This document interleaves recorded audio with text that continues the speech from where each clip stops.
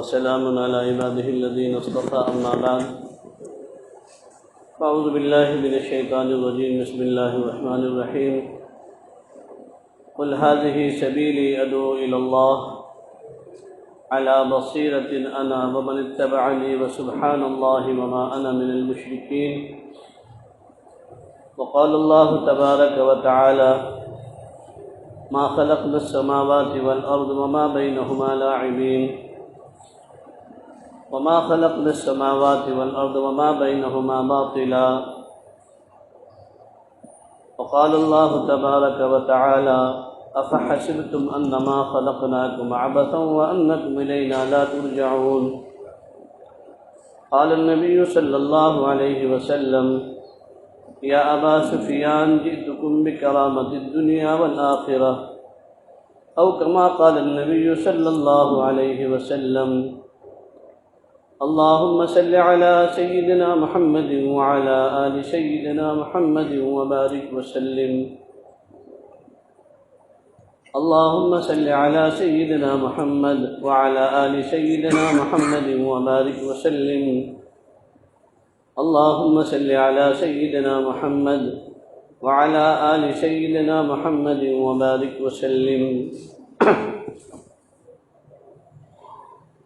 جگہ جی لگانے کی دنیا نہیں ہے، جگہ جی لگانے کی دنیا نہیں ہے، یہ عبرت کی جا ہے تماشا نہیں ہے۔ غنیمت سمجھ زندگی کی بہار، غنیمت سمجھ زندگی کی بہار کہ آنا نہ ہوگا یہاں بار بار۔ انسان ایک بار آیا ہے اور اپنا وقت متعین پورا کر کے ایک بار دنیا سے چلا جائے گا، پھر دوبارہ انسان کو دنیا میں آنے کا موقع فراہم نہیں کیا جائے گا۔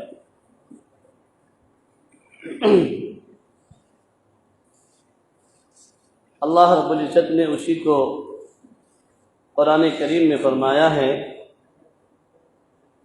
کہ اے میرے بندو، تم نے یہ گمان کر لیا ہے کہ اللہ تعالیٰ نے ہمیں یوں ہی بیکار پیدا کر دیا ہے اور ہم سے کوئی پوچھنے والا نہیں ہے، کوئی مطالبہ کرنے والا نہیں ہے، تو تمہارا یہ گمان جو ہے غلط ہے۔ ہم نے تمہیں پیدا کیا ہے اور پیدا کرنے والے رب کو حق ہے کہ تم سے تمہاری زندگی کے بارے میں پوری زندگی کی کارگزاری اللہ رب العزت تم سے لے گا، لیکن اللہ نے اس کے لیے ایک وقت متعین فرما رکھا ہے، اور وہ ہے یوم الجزا کے دن، یعنی قیامت کے میدان میں اللہ رب العزت ہماری ساری زندگی کی کارگزاری لیں گے۔ اگر اللہ رب العزت کو صرف انسان کو پیدا کرنا ہی صرف مقصود تھا کہ انسان کو پیدا کر دیا جائے اور انسان کی زندگی کا مقصد صرف اتنا ہی ہوتا کہ کھانا کمانا اور مر کر مٹی ہو جانا، تو اللہ تعالیٰ اتنی بڑی کائنات کو، اتنے بڑے جہان کو کیوں پیدا فرماتے؟ اللہ اسی لیے قرآن میں کہہ رہے ہیں وَمَا خَلَقْنَا السَّمَاوَاتِ وَالْأَرْضَ وَمَا بَيْنَهُمَا لَاعِبِينَ وَمَا خَلَقْنَا السَّمَاوَاتِ وَالْأَرْضِ وَمَا بَيْنَهُمَا بَاطِلًا، کہ ہم نے اتنی بڑی جو کائنات کو بنایا ہے، یہ زمین، یہ چاند اور سورج ہے نا، یہ ستارے، اور پھر دنیا کی جو تمام نعمتیں جو ہم نے پیدا کی ہے اور بنائی ہیں، تو اے میرے بندو، ہم نے یہ بیکار نہیں بنائی ہے، بیکار پیدا نہیں کیا ہے۔ ما خلقنا السماوات والارض وما بینہما باطلا، ہم نے ان چیزوں کو بیکار پیدا نہیں کیا ہے،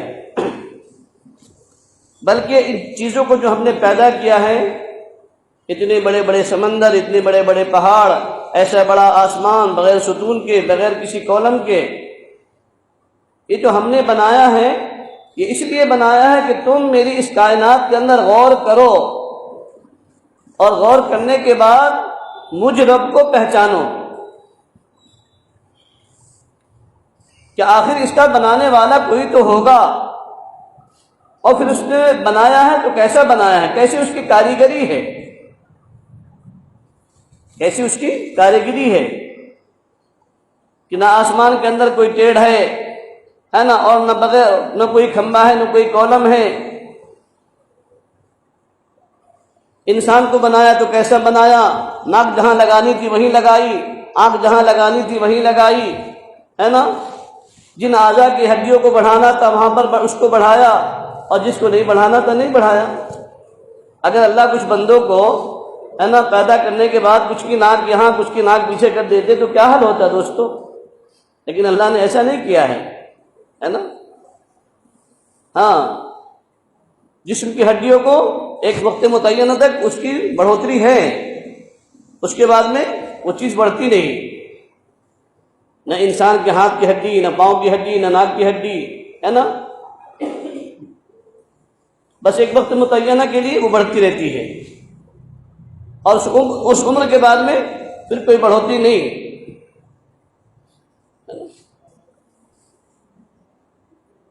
یہ جو ناک کے اندر جو بال ہے نا، یہ بال بھی اللہ نے بیکار پیدا نہیں کیے۔ یہ جو آنکھوں کے اوپر یہ جن کو ہم نے پتنی بولتے ہیں نا، یہ بھون بولتے ہیں، اللہ نے اس کو بھی بیکار پیدا نہیں کیا۔ اگر یہ ہمارے آنکھوں کے اوپر جو پپنی جس کو وہ کہتے ہیں ہم، اگر یہ نہ ہو تو ان سے جا کر پوچھو کہ اس آنکھ کو کتنی تکلیف پہنچتی ہے، کیسی اس کے اندر جھنجھلاہٹ ہوتی ہے، کیسی شدت کی تکلیف ہوتی ہے۔ انسان اس بالوں کے بغیر ایک سیکنڈ بھی نہیں رہ سکتا۔ تو اللہ فرمانے کہ ہم نے کوئی چیز بیکار پیدا نہیں کیا۔ ربنا ما خلقت ھذا باطلا، اللہ کہہ رہے ہیں میرے بندو سوچو تو صحیح، کیا ہم نے کوئی چیز بیکار پیدا کیا ہے؟ اور آگے اللہ یہ بھی کہہ رہے ہیں کہ ما خلقنا السماوات والارض وما بینہما لاعبین، کیا میرے بندو تم یہ بھی نہ سوچنا کہ اللہ تعالیٰ نے یہ کوئی کھیل کود کی چیز بنائی ہے۔ تو یہ جو کوئی جتنی جہان کے اندر جو چیزیں ہیں، جو کائنات میں نے بنائی ہیں، زمین، آسمان، چاند، سورج، ستارے، ہے نا، پہاڑ، آسمان، یہ ہم نے کوئی کھیل کی چیز نہیں بنائی ہے۔ اگر کھیل کی چیز بنانا ہی ہوتا تو ہم اس کو بنا سواد کر کے جو ہے نا کھیل کی چیز بناتے، لیکن ہم نے کھیل کی چیز نہیں بنائی ہے، بلکہ عبرت کے لیے ہم نے تمہارے لیے بنائی ہے کہ ان چیزوں کے اندر تم غور کرو، اور غور کرنے کے بعد میری قدرت کو پہچانو، میری قدرت کو سمجھو کہ میں کیسا قادر مطلق ہوں، کیسا قوی ہوں، ہے نا۔ اور اللہ تعالیٰ کو کسی چیز کے بنانے کے اندر کوئی وقت نہیں لگتا، کوئی ٹائم ہی نہیں لگتا۔ اللہ کی طاقت تو یہ ہے، قدرت تو یہ ہے کہ کہہ دے کن ہو جا فیکون، بس وہ ہو جاتی ہے۔ لیکن چونکہ دنیا کے اندر انسانوں کو تربیت دینی تھی، اسی لیے اللہ تعالیٰ نے فرمایا 7 سماوات، کہ ہم نے 7 آسمان کو پیدا کیا، 7 زمین کو بنایا 7 دن کے اندر یا 6 دن کے اندر، ایک تربیت کے لیے، مخلوقات کی تربیت کے لیے، انسانوں کی تربیت کے لیے، ورنہ اللہ کو ایسی اس کی کوئی ضرورت نہیں تھی، وہ تو قادر مطلق ہے۔ لیکن اللہ تبارک و تعالیٰ کی جو قدرت ہے دوستو، ایک ہے نظام سنت اور ایک ہے نظام قدرت۔ نظام قدرت تو یہ ہے کہ وہ بغیر ماں کے، بغیر باپ کے، ہے نا، اللہ مخلوق کو پیدا کر سکتا ہے۔ انسان کو پیدا کر کے اللہ تعالیٰ نے دکھلایا، بغیر ماں کے بھی، بغیر باپ کے بھی، اور بغیر باپ کے بھی پیدا کر کے بتایا، بغیر ماں کے بھی پیدا کر کے بتایا۔ تو یہ نظام قدرت ہے۔ لیکن نظام سنت یہ ہے کہ نہیں، انسان کی تخلیق کے لیے نکاح کا ہونا ضروری ہے، شادی کا ہونا ضروری ہے، میاں بیوی کا ہونا ضروری ہے، تاکہ اس کے ذریعے سے انسان کو تربیت ملے اور تربیت حاصل ہو۔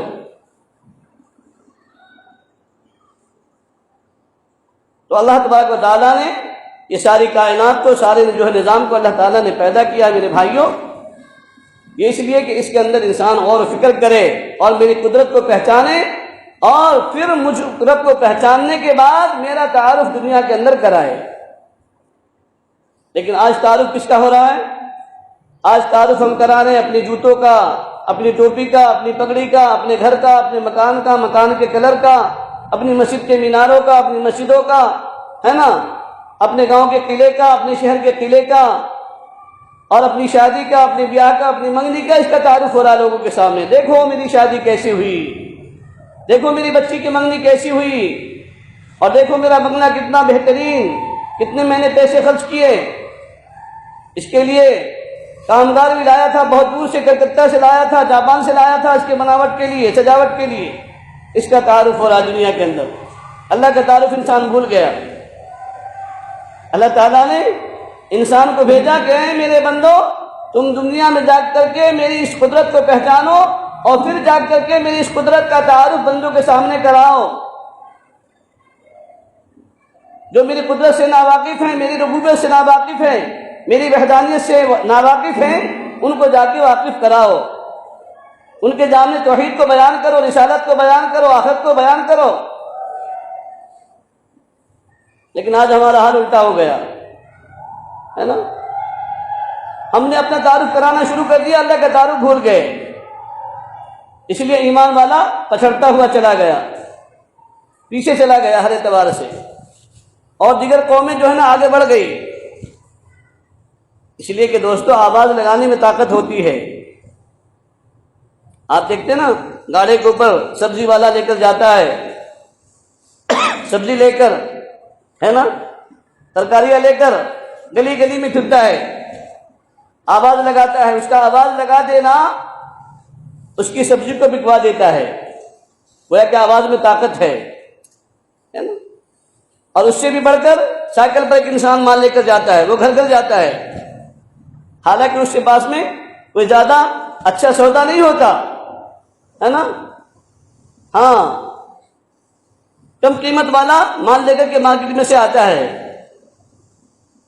کہ بھائی گھر گھر پہنچاؤں گا، 2 روپے کم مجھے یہاں سے مل جائے، سستا مل جائے، اور وہاں سے بھی 2 روپے کم مل جائے، 2 روپے کم مل جائے، لیکن چونکہ میرا وہاں تک جانا پہنچانا میرا کام بنا دے گا ہے نا، میرا سودا بکوا دے گا، تو یہ گھر گھر جاتا ہے سائیکل پر سامان لے کر، ترکاری لے کر، اور وہاں جا کر آواز لگاتا ہے، تو اس کا آواز لگا دینا گویا کہ اس کا سودا بکوا دیتا ہے۔ دوستو ایمان والوں کے پاس ہے نا، ایمان سے زیادہ قیمتی سودا کس کے پاس میں ہے؟ ایمان والوں کے پاس ایمان سے زیادہ قیمتی سودا کس کے پاس میں ہے؟ لیکن آج ہم نے ایمان کو بولنا چھوڑ دیا، ایمان کو پڑھنا چھوڑ دیا، ایمان کو سیکھنا چھوڑ دیا، ایمان کی محنت کرنا بھول گئے۔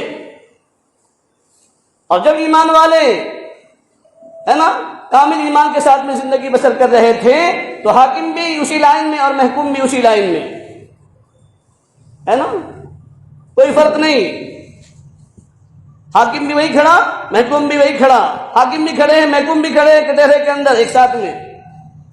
یہ کب ہوا؟ جب ایمان کو پرکھ لیا، ایمان کو پی لیا، ایمان کو سمجھ لیا تھا ہے نا۔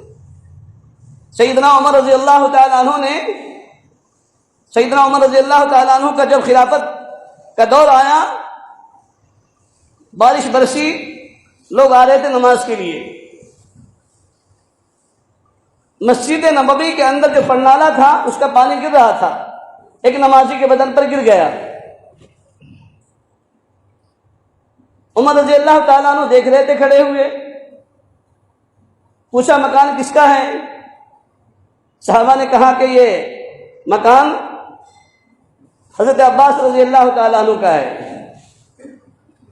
عمر تھے نا، جلالی تھے، کہا اچھا عباس رضی اللہ تعالیٰ عنہ کے گھر کا پانی، پرنالے کا پانی پڑے جس سے نمازی کو تکلیف ہو، اور وہ بھی اس بول کے اندر تحقیق نہیں کیا، پوچھا نہیں، سیڑھی لگائی اور پرنالے کو کھینچا پھینک دیا۔ سیدنا عباس رضی اللہ تعالیٰ عنہ نے مقدمہ دائر کیا، کس کے خلاف؟ امیر المومنین کے خلاف، اور امیر المومنین کون ہے؟ سیدنا عمر رضی اللہ تعالیٰ عنہ امیر المومنین ہیں، خلیفہ ہیں ہے نا، لیکن حق تھا نا کہ میرے گھر کا پرنالہ میری بغیر مرضی کے، میری بغیر اجازت کے، عمر کو ہمت ہوئی کیسے؟ اگرچہ وہ بادشاہ ہیں، اگرچہ وہ خلیفہ ہیں، لیکن پھینکا کیوں؟ تو اپلیکیشن لکھا اور چل گئے دارالقضاء کے اندر، محکمہ شریعت کے اندر، اور اس وقت کے قاضی تھے ابی بن کعب رضی اللہ تعالیٰ عنہ، ان کے پاس جا کر کے نوٹس دے کر کے آئے کہ میرے مکان کا پرنالہ امیر المومنین نے میری بغیر مرضی کے اکھاڑ کر وہاں سے پھینک دیا ہے۔ اب نوٹس آئی کن کے گھر نوٹس آ رہی ہے؟ بادشاہ کے گھر، خلیفہ کے گھر، امیر المومنین کے گھر پر کہ آپ کے خلاف مقدمہ آیا ہے اور آپ کو فلاں تاریخ میں حاضر ہونا ہے۔ سیدنا عمر رضی اللہ تعالیٰ عنہ گئے، جج نے پوچھا، قاضی صاحب نے پوچھا کہ آپ نے یہ کام کیا ہے؟ سیدنا عمر رضی اللہ تعالیٰ عنہ نے فرمایا کہ ہاں میں نے یہ کام کیا ہے۔ کہا کہ کیوں کیا؟ کہا کہ نمازیوں کے بدن پر اس پرنالے کا پانی پڑ رہا تھا تو نمازیوں کو تکلیف ہو رہی تھی، اس وجہ سے میں نے اکھاڑ کر پھینک دیا۔ کہا کہ آپ کو پوچھنا چاہیے تھا نا صاحب خانہ سے، صاحب مکان سے، تو آپ سے غلطی ہوئی ہے، تو اپنی غلطی کا اعتراف کر لیا عمر رضی اللہ تعالیٰ عنہ نے کہ جی مجھ سے غلطی ہو گئی، مجھے پوچھنا چاہیے تھا، لیکن میں نے بغیر پوچھے ہوئے اس پرنالے کو اکھاڑ کر پھینک دیا ہے۔ ٹھیک ہے، اب دوسرے دن پھر دونوں کو بلایا گیا، مدعو اور مدعو الیہ کو، دونوں کو بلایا گیا۔ اب چونکہ کچھ دیر پہلے سیدنا عباس رضی اللہ تعالیٰ عنہ جا چکے تھے، قاضی صاحب اندر بیٹھے ہیں، سیدنا عمر رضی اللہ تعالیٰ عنہ لائن میں کھڑے ہیں آگے۔ کچھ دیر کے بعد حضرت عمر رضی اللہ تعالیٰ عنہ گئے، اب دونوں ہی لائن میں کھڑے ہیں۔ نہیں عمر رضی اللہ تعالیٰ عنہ کی یہ ہمت ہے کہ تم پیچھے آ جاؤ میں آگے چلا جاؤں، ہے نا؟ اور نہ ہی سیدنا عباس رضی اللہ تعالیٰ عنہ نے کہا کہ آپ آگے جاؤ پہلے مجھ سے، آپ اندر چلے جاؤ میں بعد میں جاؤں گا۔ نہیں، کیوں؟ اس لیے کہ اسلام گھٹی میں رچ چکا تھا، بس چکا تھا، ایمان دلوں میں پیوست ہو چکا تھا، تو ایک دوسرے کے حقوق کو جانتے تھے کہ اگر میں بعد میں آیا ہوں لیکن اگر میں عباس رضی اللہ تعالیٰ عنہ سے پہلے چلا جاؤں گا تو گویا کہ عباس رضی اللہ تعالیٰ عنہ کی پھر حقوق تلفی ہو جائے گی، ہے نا؟ آج ہمارا حال ہے، ٹکٹ کے لیے گئے تو لائن میں اگر ہو تو کھانے کے لیے نظام الدین میں تو بھی کیا کرتے ہیں اپنے ساتھیوں کے لیے، بھائی تو رہے لائن میں آگے اور پھر 10 ہم تیرے ساتھ میں چلے جائیں گے۔ نہیں، درست نہیں ہے، ناجائز ہے۔ سمجھ گیا نا؟ اجتماع کے موقع پر ہم کرتے ہیں نا سر، ایک آدمی ہمارا کھڑا ہے اس کے ساتھ میں ہم تو چلے جاتے لائن میں گھس کر، اور بیچارے ہمارے سامنے ہمارے پیچھے بوڑھے کھڑے رہتے ہیں، اور پھر اگر وہ غصہ کرے تو ہم ان کو ہمارا ریئیکشن میں جواب ہوتا ہے۔ یہ نہیں ہے اسلام۔ تو سیدنا عمر رضی اللہ تعالیٰ عنہ پیچھے کھڑے ہیں اور ساری رعایا کھڑی ہے، اور سامنے حضرت عباس رضی اللہ تعالیٰ عنہ ہیں، اور سامنے گلاس کے اندر سے، کھڑکی کے اندر سے قاضی ابی بن کعب رضی اللہ تعالیٰ عنہ بھی دیکھ رہے ہیں کہ عمر کھڑے ہیں، حالانکہ کون ہے وہ؟ امیر المومنین ہے نا، خلیفہ ہیں، بادشاہ ہیں وقت کے۔ اگر وہ چاہتے تو بلا سکتے تھے نا قاضی صاحب ان کو کہ امیر المومنین آپ اندر آ جاؤ، بیٹھ جاؤ میری کرسی پر، یا تو بازو میں بیٹھ جاؤ، ہوے کے اندر بیٹھ جاؤ، اسی میں بیٹھ جاؤ، لیکن نہیں بلایا۔ حالانکہ دیکھ رہے اندر سے کہ عمر بھی کھڑے ہیں اور عباس رضی اللہ تعالیٰ عنہ بھی کھڑے ہیں، ہے نا؟ مدعو اور مدعو الیہ دونوں بھی کھڑے ہیں، دونوں پھر گئے اندر۔ جب گئے یہ جا کر بیٹھے رہے سیدنا عباس رضی اللہ تعالیٰ عنہ۔ پھر حضرت امیر المومنین اندر تشریف لائے، اب گفتگو شروع ہوئی۔ قاضی صاحب نے پوچھا پھر حضرت امیر المومنین عمر رضی اللہ تعالیٰ عنہ سے کہ اب آپ دونوں سامنے ہیں، اب بتائیں کہ معاملہ کیا تھا؟ تو سیدنا عباس رضی اللہ تعالیٰ عنہ نے فرمایا کہ قاضی صاحب، جج صاحب، میرا یہ معاملہ ہے کہ میرا پرنالہ لگا ہوا تھا میرے گھر کے اوپر، اور امیر المومنین نے میرا پرنالہ نکال کر پھینک دیا ہے۔ تو پھر پوچھا سامنے، کیا امیر المومنین آپ نے یہ کام کیا ہے؟ کہا کہ جی کیا ہے۔ کیوں کیا؟ پھر انہوں نے وہی جواب دیا کہ نمازیوں کے بدن پر پانی پڑ رہا تھا اس لیے میں نے نکال کر پھینک دیا۔ تو سیدنا عباس رضی اللہ تعالیٰ عنہ نے فرمایا، قاضی صاحب بیچ میں ایک بات سمجھ لیں کہ یہ جو پرنالہ لگا ہے یہ میں نے نہیں لگایا تھا، یہ میں نے نہیں لگایا تھا، بلکہ آقا دو جہاں صلی اللہ علیہ وسلم نے ایک پرنالہ لگایا تھا۔ تو قاضی صاحب نے فرمایا، تمہارے پاس میں کوئی گواہ موجود ہے؟ سیدنا عباس رضی اللہ تعالیٰ نے فرمایا کہ ہاں بہت سارے ہمارے گواہ موجود ہیں، تاکہ بلا کر لاؤ۔ اب تقریباً 10 15 20 25 لوگ آ گئے گواہی دینے کے لیے، اس لیے کہ انہوں نے دیکھا تھا کہ حضور علیہ الصلوۃ والسلام نے اپنے ہاتھوں سے اس پرنالے کو لگایا تھا۔ گواہ مل گئے۔ اس کے بعد میں سیدنا عمر رضی اللہ تعالیٰ نے صرف فرمایا کہ اب آپ کیا چاہیں گے، کیا کریں گے اس پرنالے کا؟ کہا کہ ہم تو فیصلے کے تابع ہیں، ہے نا، آپ کا جیسا فیصلہ ہوگا، قرآن و حدیث کا جو فیصلہ ہے وہ عمر اس کے لیے بھی تیار ہے، آپ کا جو فیصلہ ہے حکم سر آنکھوں پر۔ قاضی صاحب نے پوچھا سیدنا عباس رضی اللہ تعالیٰ عنہ سے کہ کیا چاہتے ہو، قصاص چاہتے ہو، بدلہ لینا چاہتے ہو یا معاف کرنا چاہتے ہو؟ تو سیدنا عباس رضی اللہ تعالیٰ عنہ نے فرمایا کہ قاضی صاحب بس میں تو یہ چاہتا ہوں کہ وہ پرنالہ اسی جگہ پر لگا دیا جائے، میں یہ چاہتا ہوں کہ وہ پرنالہ اس جگہ پر لگا دیا جائے۔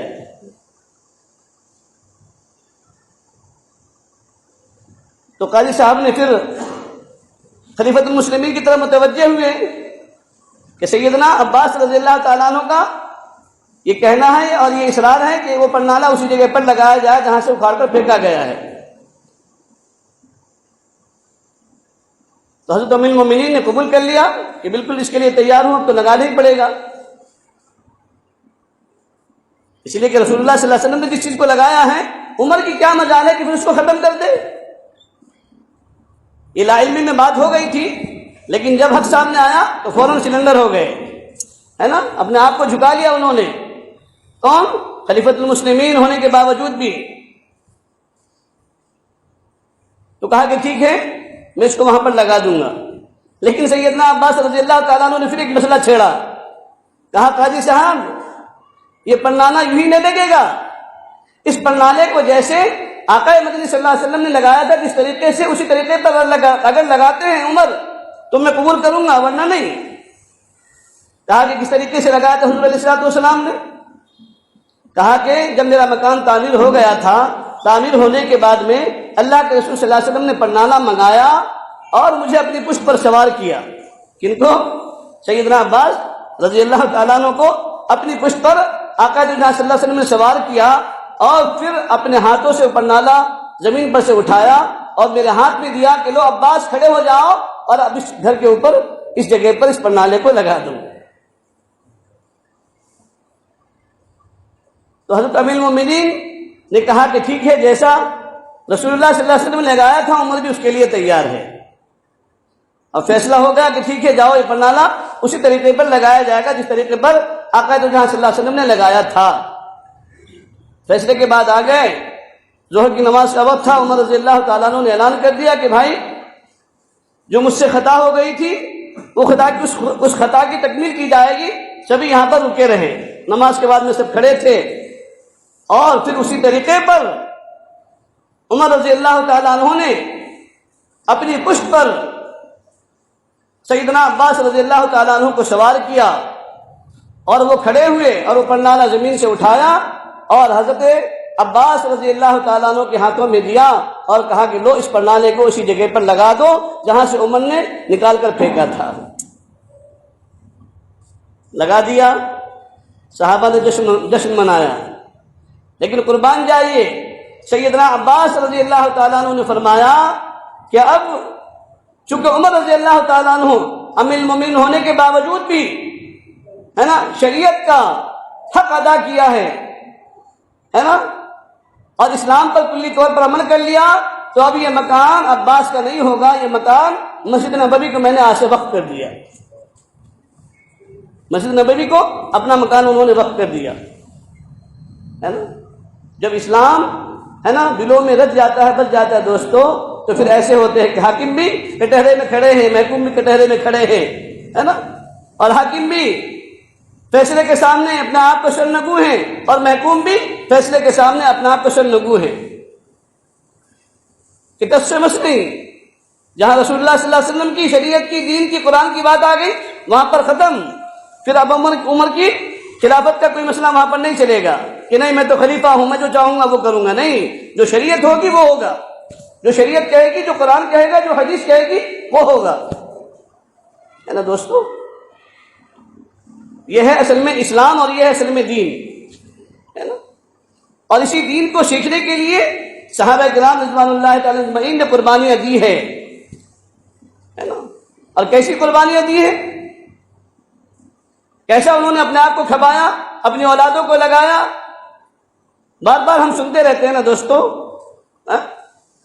حضرت ام عمارہ رضی اللہ تعالیٰ عنہ کے بیٹے کو مسیلمہ ابن کذاب نے پکڑ لیا، ہاتھ کاٹ دیے، پاؤں کاٹ دیے، ناک کاٹا، کان کاٹا، مسلح کیا اور چمڑی یوں ادھیڑی سانس ہوتے ہوئے۔ دل پر کیا گزری ہوگی؟ زندہ ہونے کی حالت میں ہاتھ کاٹے جا رہے ہیں، پاؤں کاٹے جا رہے ہیں، ناک کاٹی جا رہی اور پھر چمڑی ادھیڑی جا رہی ہے۔ آج کا تو ایک قصائی بھی ایسا نہیں کرتا کہ زندہ جانور کی چمڑی کو ادھیڑے، لیکن وہ زندہ ہے، حیات ہے اور پھر چمڑی کو ادھیڑی جا رہی ہے۔ اللہ اکبر کبیرہ، کیا گزری ہوگی؟ کسی نے آ کر کہا ام عمارہ رضی اللہ تعالی عنہ سے، کیا ام عمارہ تیرے بیٹے کو مسیلمہ ابن کذاب نے اس حالت میں شہید کر دیا ہے؟ روئی نہیں، بلبلائی نہیں، آہو پکا نہیں کی، کہہ رہی ہے لہذا اليوم ارضاتہ، لہذا اليوم ارضاتہ، لہذا اليوم ارضاتہ۔ میں نے اسی دن کو دیکھنے کے لیے میں نے اس کو دودھ پلایا تھا۔ ہم وہ نہیں ہیں کہ پیسوں پر بک جائیں، ہم وہ نہیں ہیں کہ مالوں پر بک جائیں، ہم وہ نہیں ہیں کہ بنگلوں پر بک جائیں۔ کون کہہ رہی ہے؟ ام عمارہ رضی اللہ تعالیٰ عنہ کی صدا ہے کہ میں نے اسی دن کو دیکھنے کے لیے ان کو دودھ پلایا تھا، اس بچے کو۔ ایسی وہ مائیں تھی دوستو۔ ہاں، محمد بن قاسم کون ہے؟ کہاں سے چلے؟ سب سے پہلے جب وہ ملک ایک ہی تھا، پڑوس ملک بھی اور یہ بھی، ملتان میں پہنچے، وہاں سے آنے کے بعد ہے نا، مکہ مکرمہ سے چلے ہیں، حجاز سے چلے ہیں، ملتان پہنچے، نکاح ہوا ہے۔ کس کے ساتھ میں نکاح ہوا تھا؟ کون تھے یہ؟ حجاج ابن یوسف کے بھتیجے تھے، اور حجاج نے اپنی بیٹی ان کے نکاح میں دی تھی۔ سندھ میں جو ہے نا جہاد چھڑ گیا، لڑائی چھڑ گئی، محمد بن قاسم چلے گئے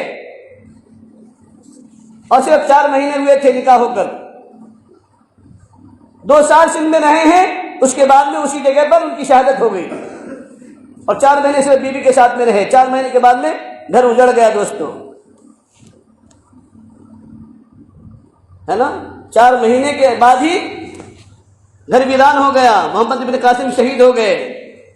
کیا ہوا بچوں کا؟ کیا ہوا بیوی کا؟ بچے تو ہوئے نہیں تھے، آخر وہ بیوہ بیوی ہے نا، گھر اجڑا ہے کہ نہیں اجڑا؟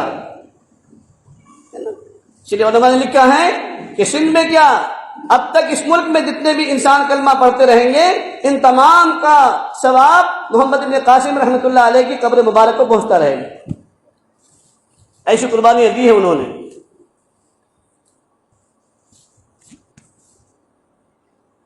امام احمد بن حنبل رحمۃ اللہ علیہ کون ہیں؟ بڑے اماموں میں سے ایک امام ہیں، 4 امام گزرے ہیں نا، امام ابو حنیفہ، امام احمد بن حنبل، امام مالک، امام شافعی۔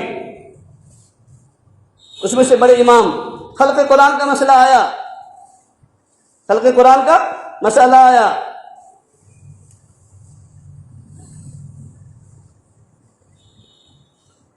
وہ سارے باطل فرقے والے کہتے تھے کہ قرآن مخلوق ہے، لیکن امام احمد بن حنبل رحمۃ اللہ علیہ فرما رہے ہیں کہ نہیں، قرآن مخلوق نہیں ہے، یہ اللہ کا کلام ہے۔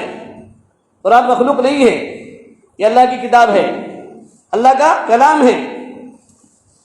اس وقت میں سارے علماء بچھڑ گئے، کوئی چلے گئے کہ انہوں نے ضلع وطن کر لیا، کوئی ہجرت کر کے چلے گئے، لیکن ایک امام احمد بن حنبل رحمۃ اللہ علیہ ڈٹے رہے کہ نہیں، خلق قرآن کے مسئلے پر احمد بن حنبل نہیں ہٹے گا اپنی بات سے، کہ قرآن مخلوق کبھی نہیں کہہ سکتا۔ عبداللہ لگائے جا رہے ہیں اس جرم کی بنا پر۔ جرم کیا ہے؟ کہ نہیں، قرآن اللہ کی کتاب ہے، قرآن مخلوق نہیں ہے، قرآن اللہ کا کلام ہے، قرآن مخلوق نہیں ہے، یہ جرم ہے بس۔ سزا دی جا رہی ہے، 60 کوڑے لگ گئے، 60 کوڑے،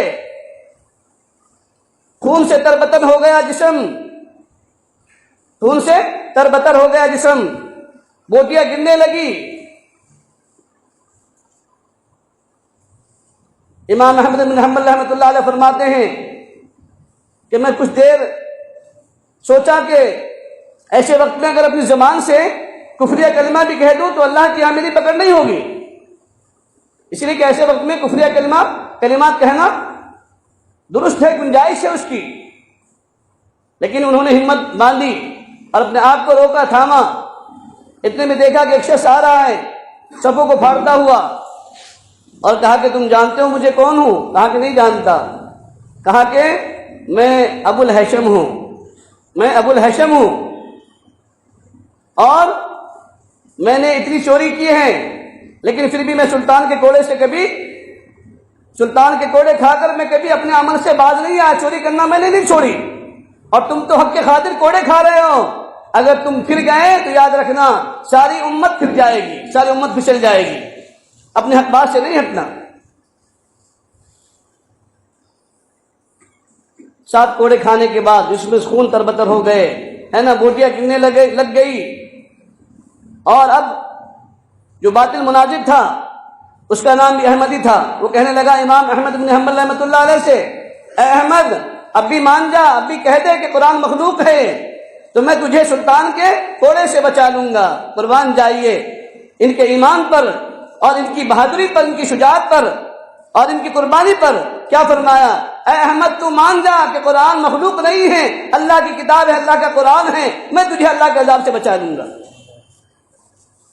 میں تجھے اللہ کے عذاب سے بچا لوں گا۔ یہ قربانیاں لگی ہیں دوستو دین کی خاطر، جب جا کر یہ دین ہم تک پہنچا ہے۔ یہ دین یوں ہی نہیں آ گیا ہے۔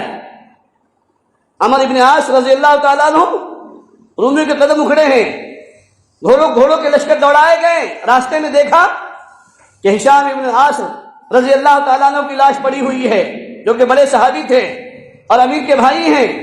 لاش پڑی دیکھ کر کے صحابہ رک گئے، اپنے گھوڑوں کو فوراً رکا لیا۔ جیسے پیچھے عمرو بن عاص رضی اللہ تعالیٰ عنہ آئے، کہا کہ کیا ہو گیا؟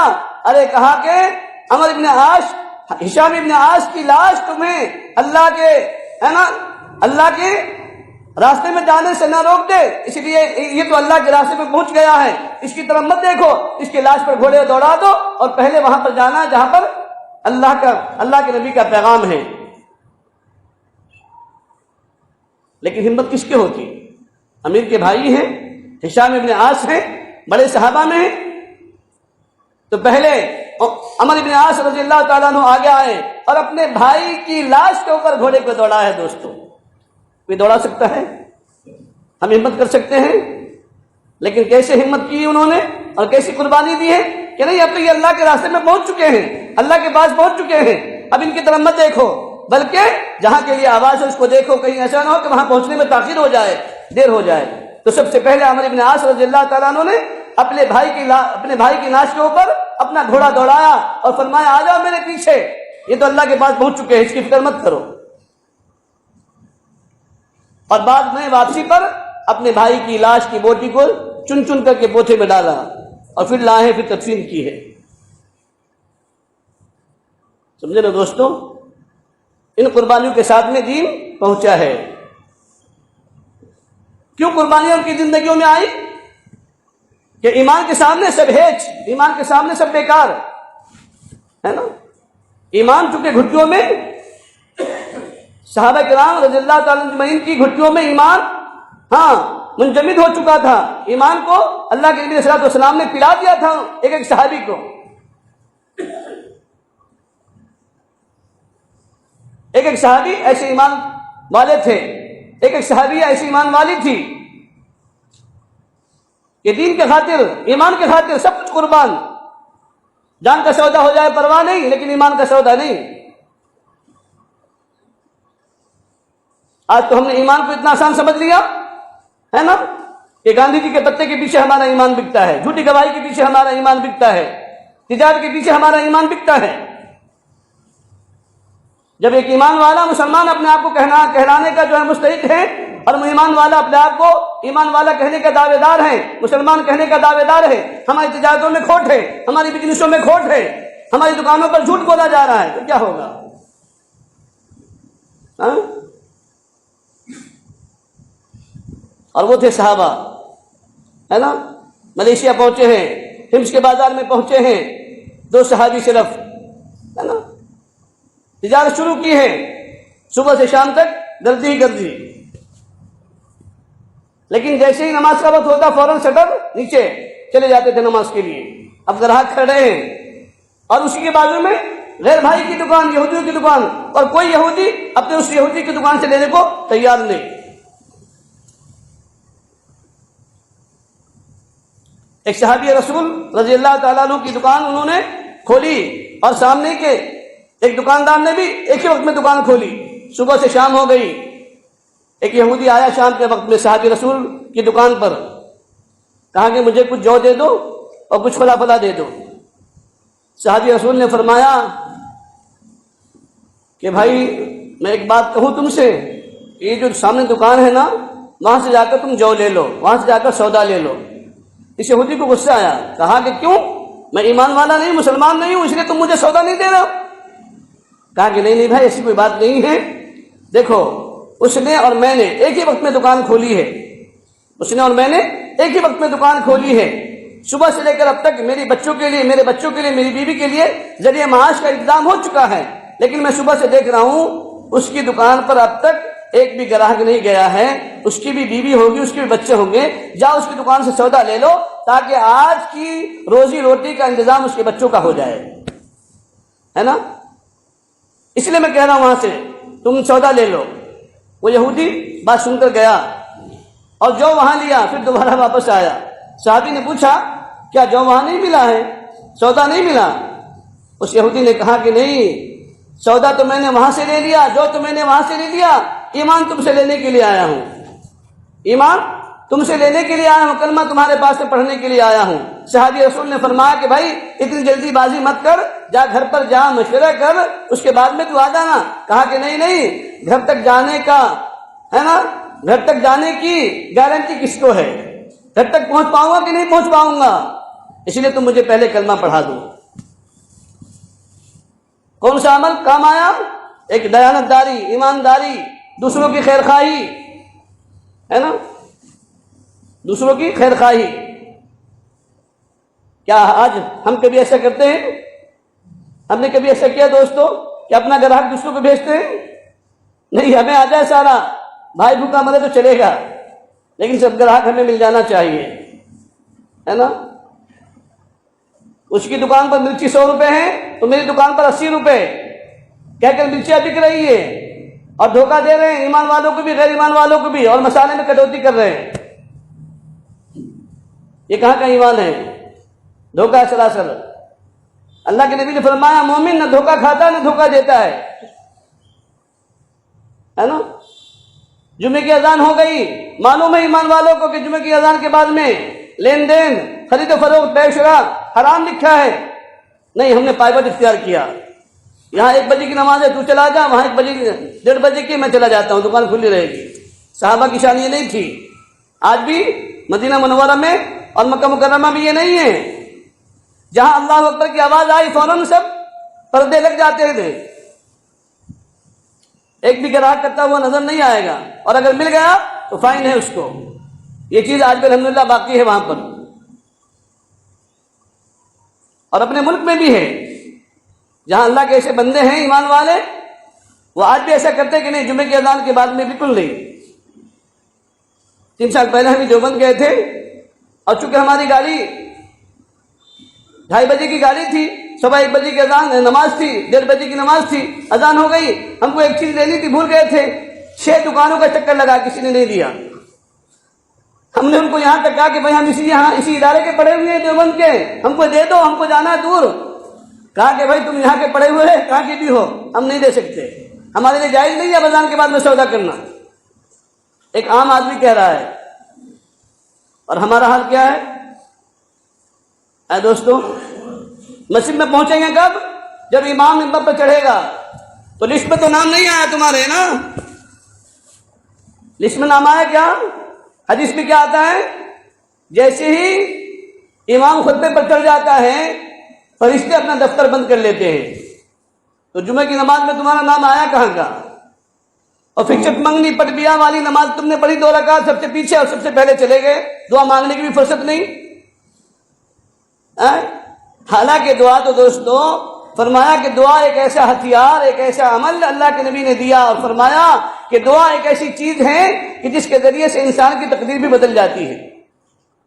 دعا کی وجہ سے انسان کی تقدیر بھی بدل جاتی ہے، کوئی اور چیز تقدیر کو نہیں بدل سکتی، لیکن دعا ایک ایسا ہتھیار ہے کہ اگر انسان اس کو دعا سمجھ کر کے مانگے، ہے نا، اور محتاج بن کر کے مانگے، تو اللہ اس کی تقدیر کو بھی بدل دیتے ہیں۔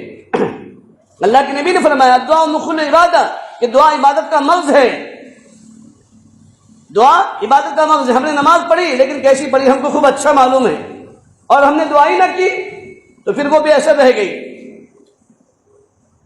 ہے نا، کامل نہیں۔ بھائی کیلا ہے، اگر آپ نے چھلکا نکال دیا، کیلا اندر سے کھا لیا اور چھلکا لٹکا دیا اور کہیں بھائی 50 پیسے درجن کیلا، اب وہ کیلا ہے کیا ہے؟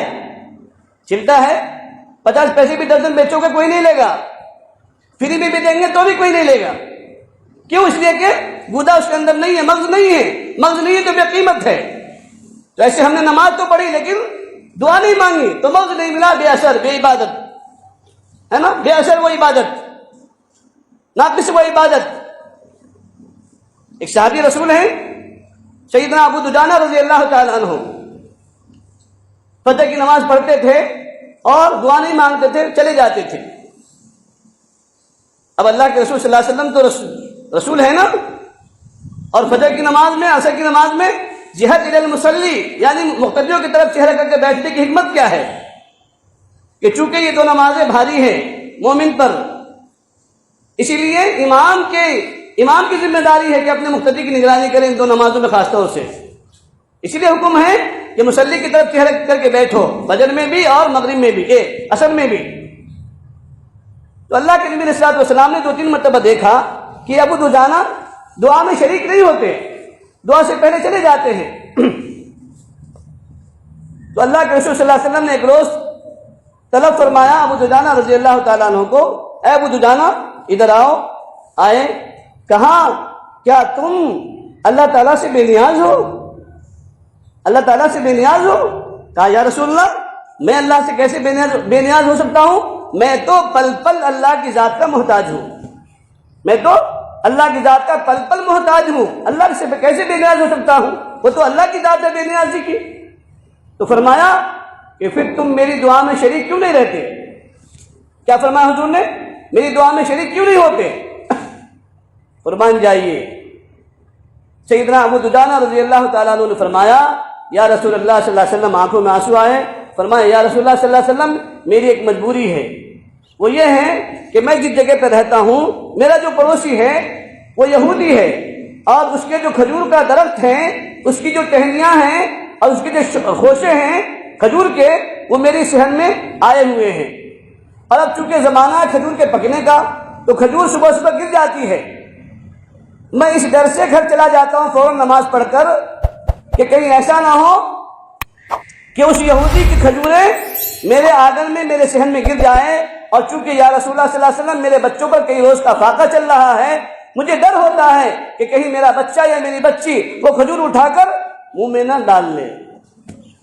اس ڈر سے یا رسول اللہ صلی اللہ علیہ وسلم چلا جاتا ہوں کہ اگر کھجور پڑی ہوگی میرے صحن کے اندر تو میں ان کھجوروں کو اٹھاتا ہوں اور اٹھا کر اس یہودی کے حوالے کر دیتا ہوں۔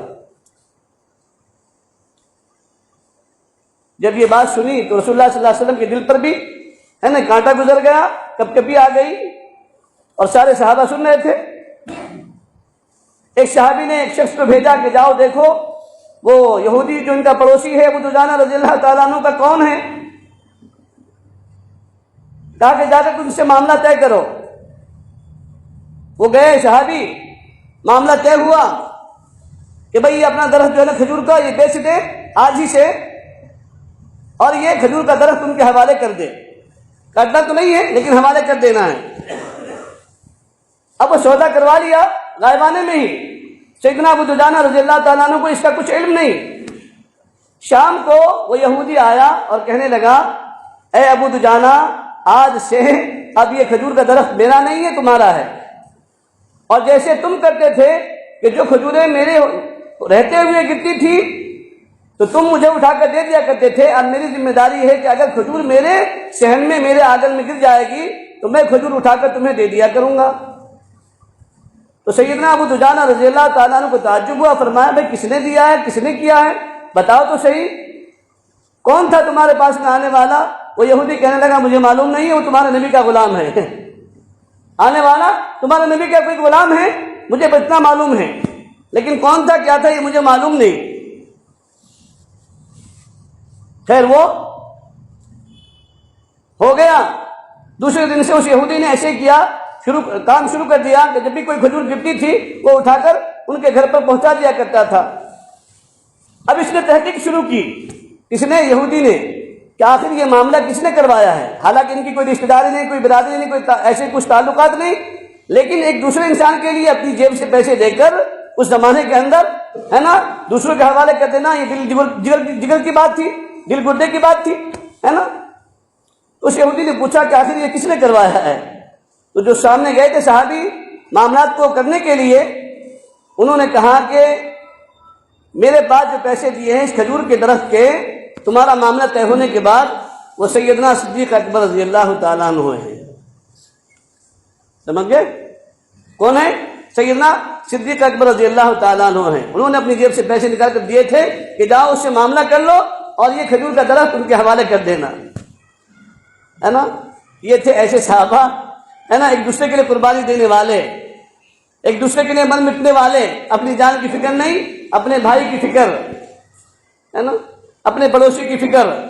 پھر جب اس یہودی نے دیکھا کہ بھائی یہ کوئی ان کی رشتہ داری نہیں، اس کے باوجود بھی انہوں نے کھجور کا درخت مجھ سے لے کر قیمتاً انہوں نے ان کو ہدیہ کر دیا، تو دین اسلام کتنا اچھا ہے۔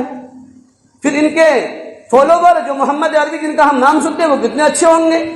وہ 2 دن کے بعد میں آیا رسول اللہ صلی اللہ علیہ وسلم کی خدمت میں، کہا یا رسول اللہ مجھے کلمہ پڑھاؤ۔ کہا کہ بھائی کیا وجہ ہوئی کلمہ پڑھنے کی؟ کہا کہ ہم نے آپ کے غلاموں کو دیکھا ہے، انہوں نے ایسا ایسا معاملہ کیا ہے۔ رسول اللہ صلی اللہ علیہ وسلم کو بھی کوئی خبر نہیں تھی، لیکن انہوں نے کہا کہ یا رسول اللہ صلی اللہ علیہ وسلم آپ کے غلاموں کا یہ حال ہے تو آپ کا کیا حال ہوگا، اس لیے ہم سب کو کلمہ پڑھا دو۔ پوری فیملی آئی اور رسول اللہ صلی اللہ علیہ وسلم کی خدمت عالیہ میں پہنچ کر انہوں نے کلمہ پڑھ لیا۔ دوستو، ہے نا، ایسی قربانی دینے والے صحابہ کرام تھے، ہے نا۔ تو جب ایسی قربانی دینے والے اور ایسا اسلام جب ان کے سینوں میں، ان کے دلوں میں ایسا ایمان موجزن، تو پھر اللہ کی مدد تو ان کے لیے تھی نا۔ آج اللہ کی مدد ہم سے ہٹی ہوئی ہے، کیوں ہٹی ہوئی ہے؟ اس لیے کہ ہمارا ایمان کھوکھلا ہو چکا ہے، ہمارا ایمان خوشبوسا ہو چکا ہے نا۔ ہم دن میں 100 جھوٹ بولتے ہیں کوئی احساس نہیں، 100 گناہ کرتے ہیں کوئی احساس نہیں، لیکن صحابہ کی اگر ایک روز کبھی تکبیر اولا فوت ہو جاتی تھی تو روتے تھے دن بھر، اور دن بھر اپنے اعمال کا محاسبہ کرتے تھے۔ آج میرے اس عمل کے اندر کون سی غلطی ہو گئی، کون سا مجھ سے عمل چھوٹ گیا، یا کون سا مجھ سے گناہ صادر ہو گیا کہ جس کی وجہ سے میری تکبیر اولا چھوٹ گئی، یا میری ایک رکعت چھوٹ گئی، میری فلاں سنت چھوٹ گئی۔ سنت کے چھوٹنے پر بھی صحابہ روتے تھے، مستحب کے چھوٹنے پر صحابہ روتے تھے۔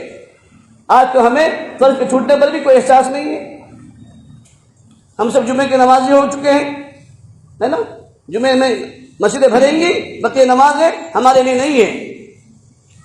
بھائی جیسے جمعہ فرض ہے ایسی فجر بھی فرض ہے، ظہر بھی فرض ہے، عشاء بھی فرض ہے، مغرب بھی فرض ہے۔ یہ 5 فرض نمازیں کیوں ہیں؟ یہ بھی تو ویسی فرض ہے جیسے جمعہ فرض ہے۔ تو جمعے کا اتنا اہتمام، لیکن بقیہ نمازوں کا اہتمام نہیں۔ حدیث میں بارہا سنتے ہیں کہ جو فجر کی نماز پڑھ کر بازار میں جائے گا اسلام کا جھنڈا اس کے ہاتھ میں ہوگا، اور جو فجر کر کے جائے گا تو شیطان کا جھنڈا ہاتھ میں ہوگا۔ اب برکت کہاں سے آئے گی؟ ابو ریحانہ رضی اللہ تعالیٰ عنہ ایک جہاد میں گئے، سالوں سال کے بعد میں واپس آئے۔ بی بی منتظر تھی کہ اب میرے شوہر آئے ہیں، کچھ جو ہے نا گفتگو ہوگی، کچھ باتیں راز و نیاز کی باتیں کریں گے، لیکن ابو ریحانہ رضی اللہ تعالیٰ عنہ نے فرمایا بیگم 2 رکعت پڑھ لیتا ہوں پھر بیٹھ کر باتیں کریں گے۔ اب ان کی اہلیہ، ان کی بیوی صحابیہ منتظر ہیں کہ سورہ فاتحہ پڑھ کر چھوٹی چھوٹی صورتیں پڑھ کر کے نماز کا سلام پھیر دیں گے، اس لیے کہ تھک کر کے آئے ہیں، ہے نا، کئی مہینے کے بعد میں. تو نماز کی نیت باندھی اور جب سلام پھیرا تو فجر کی اذان ہو گئی. اب بی بی غصے میں تھی، کہاں امالنا من کا نصیب، میرا حق کہاں گیا، میرا حق کہاں گیا. تو کیا کہہ رہے صحابی رسول ابو ریحانہ رضی اللہ تعالیٰ عنہ، بیگم میں بھول گیا. تو فرما رہی ہیں اتبات و تباتنی، خود بھی تھکا مجھے بھی تھکایا اور میرا حق بھول گیا. یہاں آ کر میرے سامنے آ کر کہا اللہ کی بندی جب میں سجدے میں گیا تو جنت سامنے آ گئی، اللہ آ گئے، اللہ سے باتیں کرنے لگ گیا، تیرا حق بھول گیا، جنت میں تیرا حق ادا کر دوں گا. ایسی ان کی نمازیں تھی دوستو، ہے نا. تھکے ہوئے آئے ہیں کئی مہینوں کے بعد میں، اور پھر نماز کا یہ حال ہے کہ پوری رات کھڑے ہیں اور نماز پڑھ رہے ہیں، ادھر گھر والے منتظر ہیں. آج دوستو ہماری نمازوں میں جان نہیں ہے، نہ دعا ایسی ہے نہ نماز ایسی ہے، پھر مسئلہ کیسے حل ہوگا دوستو؟ مسئلہ ہمارا کیسے حل ہوگا؟ کیا ہم کسی آمدار خاطہ کے ڈرائیور بننے سے ہمارا مسئلہ حل ہو جائے گا، یا کسی کو خوش کرنے سے ہمارا مسئلہ حل ہو جائے گا؟ نہیں، ہمارا مسئلہ تو اوپر سے حل ہو چکا ہے. اوپر والے رب نے ہمارا مسئلہ حل کر دیا ہے کہ تمہارا مسئلہ حل کب ہوگا؟ جب تم صحابہ کی طرز زندگی پر تمہاری زندگی آ جائے گی تو تمہارا مسئلہ حل ہو جائے گا. جب تم ایسی قربانیاں دینے والے، ایسے ایمان والے بن جاؤ گے، بِمِثْلِ مَا آمَنْتُمْ بِهِ فَقَدِ اهْتَدَوْا، جیسے صحابہ ایمان والے تھے ایسے تم ایمان والے بن جاؤ. صحابہ کی زبان ظاہر الگ باطن الگ ایسا نہیں تھا.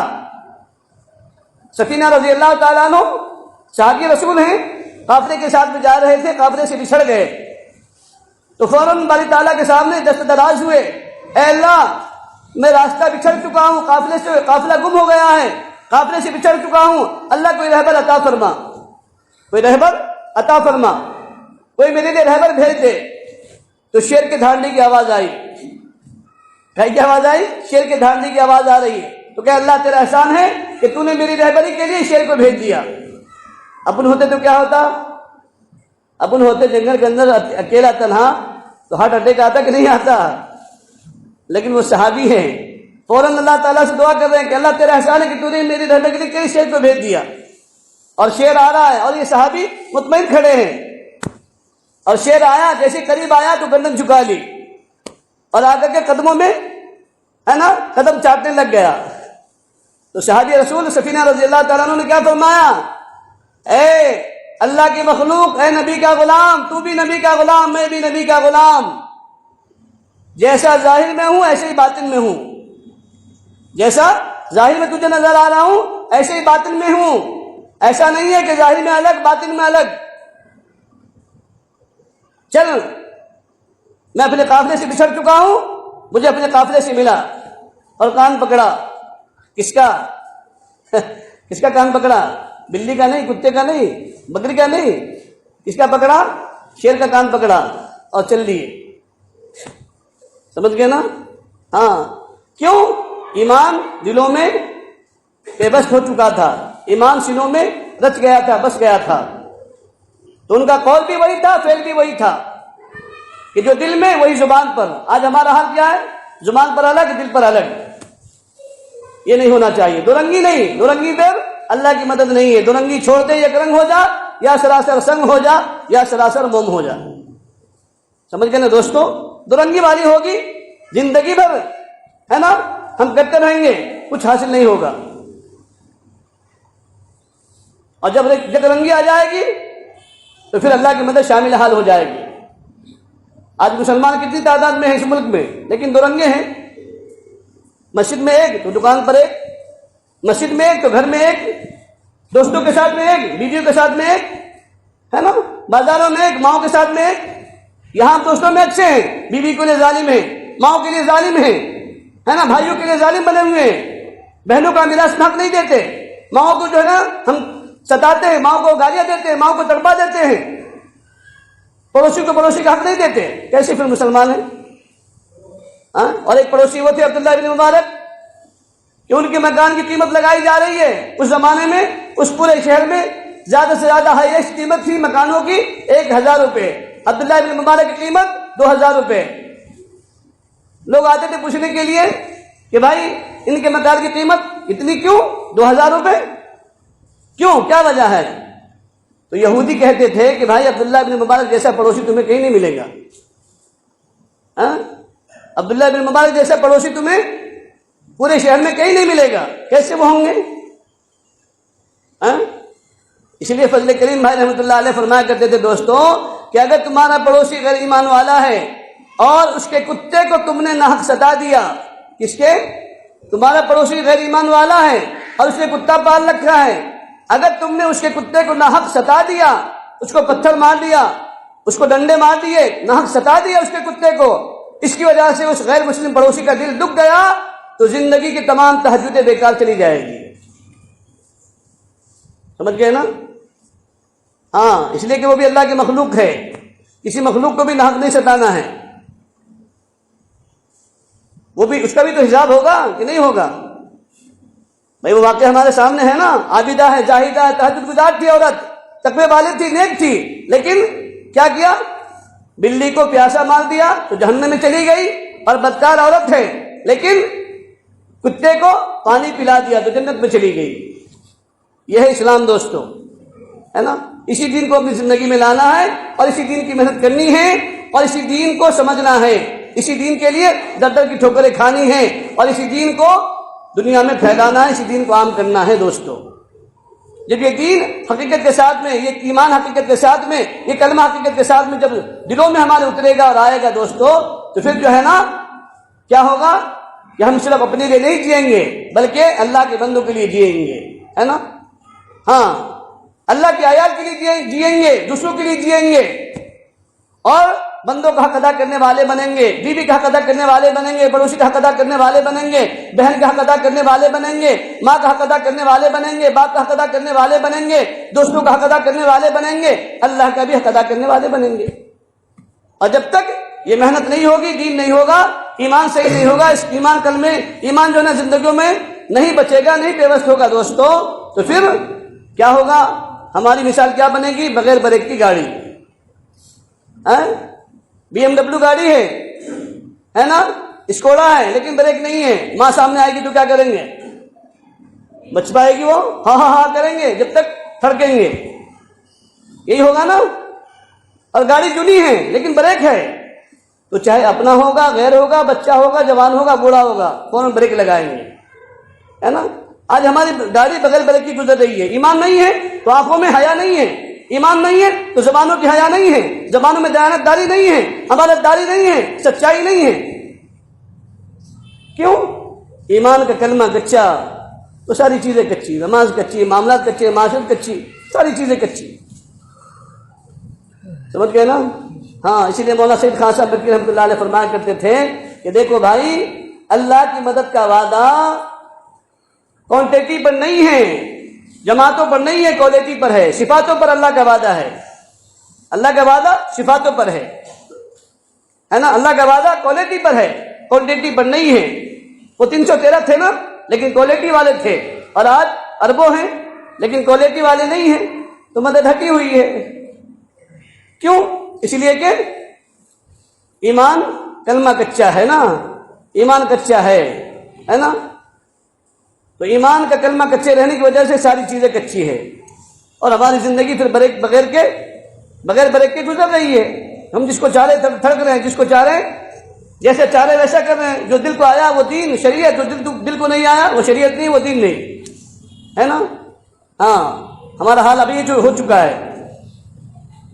اس لیے کتاب میں لکھا ہے ہمارے پیر صاحب نے کہ پہلے 4 فقہ تھی، اب 5ویں فقہ آ گئی ہے، فقہ نفسی، کہ دل نے جو چاہا، نفس نے جو چاہا کہ نہیں یہ صحیح ہے تو وہ صحیح ہے۔ علماء کہتے ہیں، قرآن کہے، حدیث کہے، نبی کہے، جبرائیل کہے یہ صحیح ہے، نہیں، جب تک میرا نفس نہیں کہتا صحیح نہیں، ہم اس کو صحیح نہیں مانیں گے، ہے نا؟ آج یہ حال ہے امت کا۔ ایسا فرقہ بھی ہے نا، فقہ نفسی والا آیا ہوا ہے دنیا میں، سمجھ گئے دوستو؟ اور اب یہ تو دجالی دور آنے والا ہے، اور دجالی دور آنے والا کیا چل رہا ہے؟ دجالی دور، انسان کا ایمان بچانا مشکل، ایمان بنانا مشکل، ہے نا. اس لیے دوستو ضرورت ہے کہ ہم سب جو ہے نا کیا کریں, اس کام کو اپنا کام بنائیں اور کام کو سمجھ کر کرنے والے بنے. فلاح کے لیے نہیں. دکان انسان اپنے لیے کھولتا ہے نا کہ بھائی میری دکان ہے, مجھے کھولنا ہے, اس لیے نہیں کھولتا کہ بھائی پڑوس کی دکان نہیں کھلی ہوئی ہے اس لیے میں بھی نہیں کھولتا. نہیں, اپنی سمجھ کر کھولتے ہیں. تو جب اپنا کام سمجھ کر کریں گے تو انشاءاللہ کام بنے گا, آپ کی ذات کو بھی نفع پہنچے گا اور امت کو بھی ہدایت ملے گی. اور جب کام ہم دوسروں کے لیے کریں گے تو خود بھی ڈوبیں گے, دوسروں کو بھی ڈبائیں گے. نہ اپنی ذات کو نفع ہوگا اور نہ سامنے والے کو ہدایت ملے گی, ہے نا. اس لیے دوستو کام کو کام کی نہج پر کرنے والے بنے, ہے نا. ہاں, تو انشاءاللہ ہماری ذات کو بھی نفع اور سارے عالم کو نفع ملے گا انشاءاللہ.